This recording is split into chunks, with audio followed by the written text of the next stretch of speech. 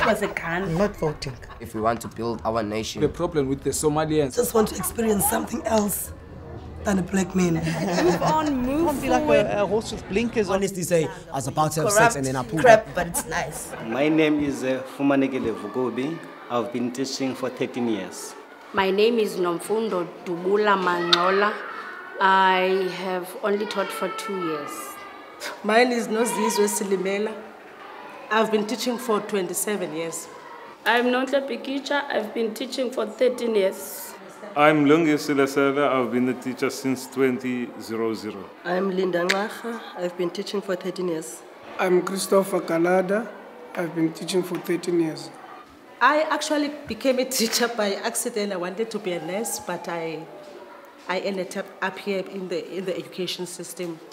But I began to love the learners and everybody involved. Being a teacher, it was my passion. I think 2001, I was taken in nursing.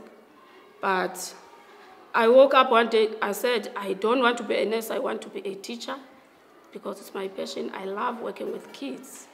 I got inspired by my mom, who was a teacher. But even before that, when I was a kid, when I was young, I used to tell stories and different types of stories to other children. They would listen to me, they would laugh at what I'm telling them. So I brought change right from then. So I saw that I can still bring change through transferring of knowledge to anyone. The hardest part of my job, firstly, is the numbers in our classes, because we have to face maybe about 55 in a class. Also, the community we are working in, there is a lot of violence. Also, the learners are so violent every time. We only have 2 grade R classes at the school that are supporting the grade 1s. That is, it's a teaspoon in the ocean, because those grade 1 teachers have to share all those 62 learners among them. And the other learners are also coming from the community. And those who are coming from the community, they never went through the reception classes. So if we can get funders who can help us with the infrastructure or building, to build at least 3 grade R classes for next year, so that we can reduce the problem of literacy and numeracy at our school. I've got 1 class with 53 learners, that is grade 7. And it's really problematic for us as educators. Overcrowding, it becomes difficult for you to teach in a class like that. And because of the infrastructure as well, we are having problems with fewer classes or not enough classes. So, and the library, as Ms. Nontle has just mentioned, that we are using a class to be a library that is supposed to be a class. So if there could be a library in the school, then we would be able to use that class that we're using it as a library now to be a class, so that at least we have fewer numbers in grade 7, because currently we seated with 3 grade 7 classes with huge numbers, all of them. Some of my teachers improvised in terms of getting us to do experiments whilst there were no resources to conduct those experiments. They used things that will be able to show us as to how can we come to the conclusion of how whatever the experiment works, and then we end up knowing as to what really is taking place due to their improvisation. Most of them, they were using examples, and then it was just a matter of book and the learner, and nothing else as far as these resources that you see around this class now. They were not there back then. Now, we've got all these resources. Some of us are to be blamed, the teachers. Because why do I say so? We do not really instill the value of these resources to the learners. We really do not. Why? At our school, we've got, if you can go down there in the storeroom, so-called storeroom of ours, which we do not have as such, there are resources that were ordered, I don't know when, by some of our teachers. On yearly basis, we've got a requisition to make as to what do you need for your learning area next year. Come the resources, they will start there, never be used.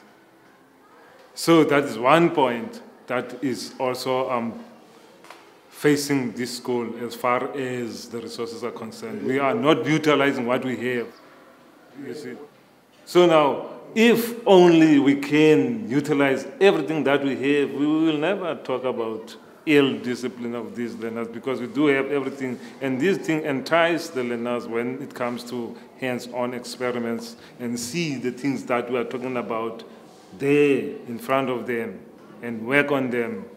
They will be scientists of tomorrow, maybe. I was just telling Nontle this morning that we used to listen to the music, to the radio, the song on the radio, and you would write that song down. But now they download all those from the internet, and that because that's listening and speaking, or listening and writing. It promotes your listening skill. It also promotes your writing skill, your spelling, and all that.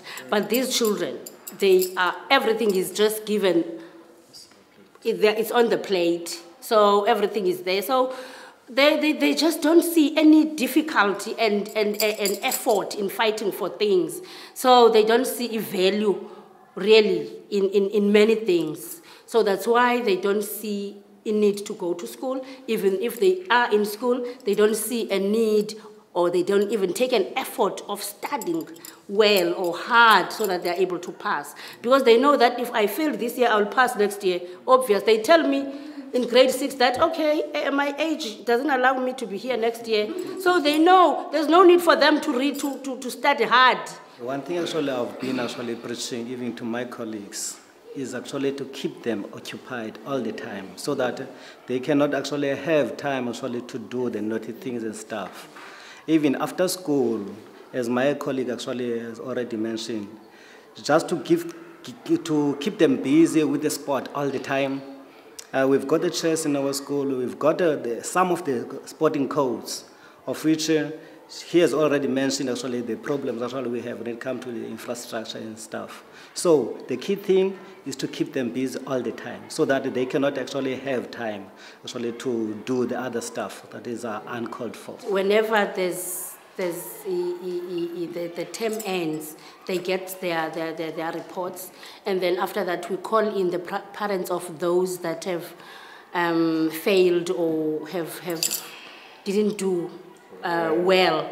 And most of the time you would find out the ones that you need, the parents that you need, they don't come. Now this means that there's not much cooperation with the parents. And we have tried, but unfortunately you would only see the parents of those that do not have problems. And having written letters, sending letters, sometimes calling them to come in, they still don't come. There's actually the socio-economic problems in our areas. Most of our parents actually are not working at all. And even those actually that are working, they are earning too little money. So they respect a lot, they respect their work a lot. That's why sometimes actually we struggle actually even to get their parents actually to come here. So there's a problem serious. As a result, I remember one time calling one of my learners, calling the parent of one of my learners. And then the child came back and said, my mom actually was drunk, and then he said to me actually he wanted to come to that nonsense, you see. So similarly the parent was drunk, and maybe the parent is frustrated due to the fact that it's not working and stuff. So there are a lot of problems actually our parents are encountering, and even our kids also exposed. Some of our kids actually are living with, they are the parents themselves, because they are looking after themselves, they are looking after the parents. the parents are not well, are dying maybe. There's actually this epidemic, HIV and AIDS. So they are the fathers, they are the mothers, those kids. If a parent came visit the school, he or she is given a letter to give to the employer. Now the thing is, most of the parents they don't want to be absent from work because to them it's as if it counts. They don't want to lose a day's pay. Now most of the time these parents they don't come, and yet the kids, their kids, they are the parents of these kids who have got the problem.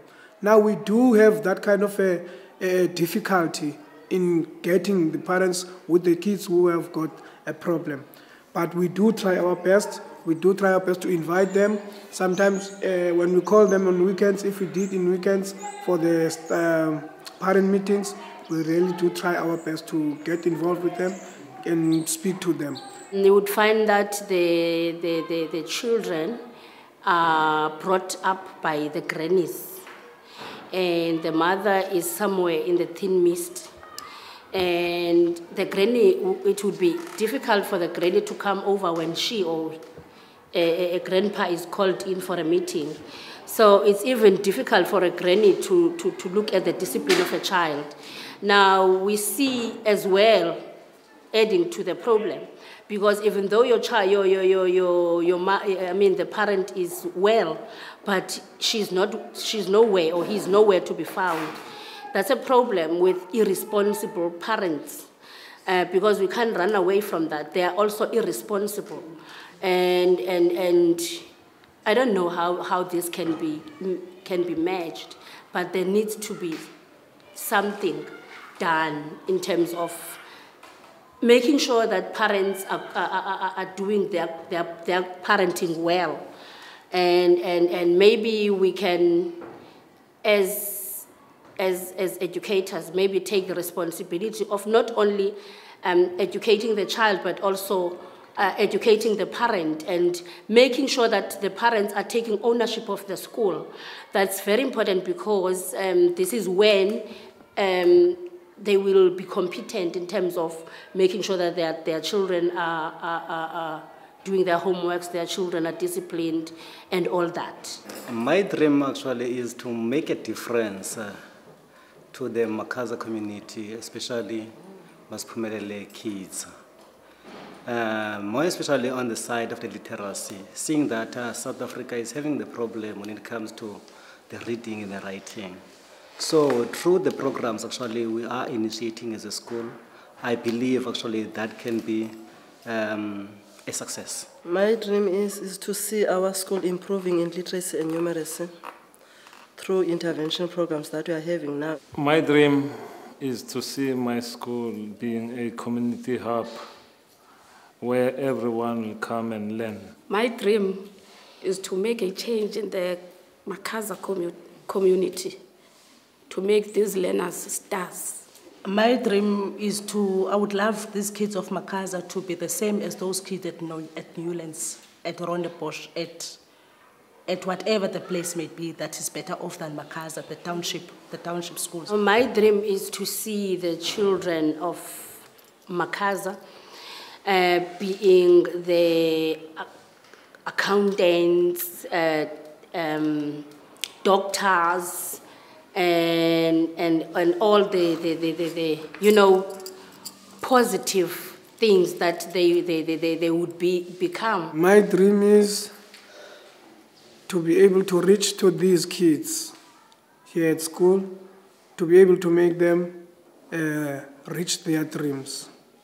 Yazi, you should ever sit and talk with people, or else take a walk and create a straight talk. Talk what is nice, it will make you feel stronger. Listen what is right and say what is wrong. You should ever sit and talk with people, or else take a walk and create a straight talk. Talk what is nice, it will make you feel stronger. Listen what is right and say what is wrong.